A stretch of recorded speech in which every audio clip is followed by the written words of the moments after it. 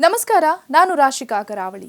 ಭಾರತದ ದೊಡ್ಡ ವಿಮಾನಯಾನ ಕಂಪನಿ ಇಂಡಿಗೋ ಕಳೆದ ವಾರ ಈ ಸಂಸ್ಥೆ ಪ್ರಯಾಣಿಕರು ಪರದಾಡುವಂತೆ ಮಾಡಿತ್ತು.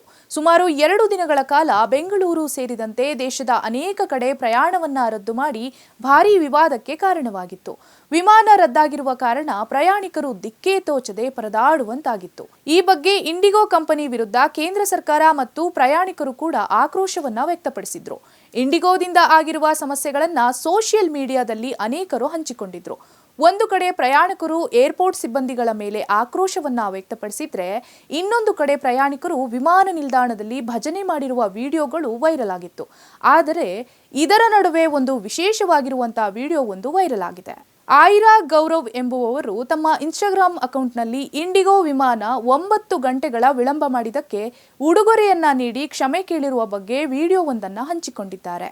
ಆಯಿರಾ ಗೌರವ್ ತಮ್ಮ ಇನ್ಸ್ಟಾಗ್ರಾಮ್ ಖಾತೆಯಲ್ಲಿ ಹಂಚಿಕೊಂಡ ವಿಡಿಯೋದಲ್ಲಿ ಏನಿದೆ ಅಂದ್ರೆ, ಪ್ರಯಾಣಿಕರನ್ನ 9 ತಾಸುಗಳ ಕಾಲ ಕಾಯಿಸಿದೆ. ಈ ಕಾರಣಕ್ಕೆ ವಿಮಾನ ಸಿಬ್ಬಂದಿ ಕ್ಷಮೆ ಕೇಳಿ ಉಡುಗೊರೆಯನ್ನ ನೀಡಿದ್ದಾರೆ. ಈ ಉಡುಗೊರೆಯನ್ನ ತೆರೆದು ನೋಡಿದಾಗ ಅದರಲ್ಲಿ ಗೌರ್ಮೆಟ್ ಪಾಪ್ಕಾರ್ನ್, ಮೆಥಿ ಮಾತ್ರಿ, ಮಿಶ್ರ ಹಣ್ಣಿನ ಜ್ಯೂಸ್ ಮತ್ತು ಸ್ಯಾಮ್ಸಂಗ್ ಕಾರ್ಡ್ ಇತ್ತು. ಇನ್ನು ಈ ವಿಡಿಯೋಗೆ ಸಾಮಾಜಿಕ ಜಾಲತಾಣದಲ್ಲಿ ನೆಟ್ಟಿಗರು ವಿಚಿತ್ರವಾಗಿ ಕಮೆಂಟ್ ಮಾಡಿದ್ದಾರೆ.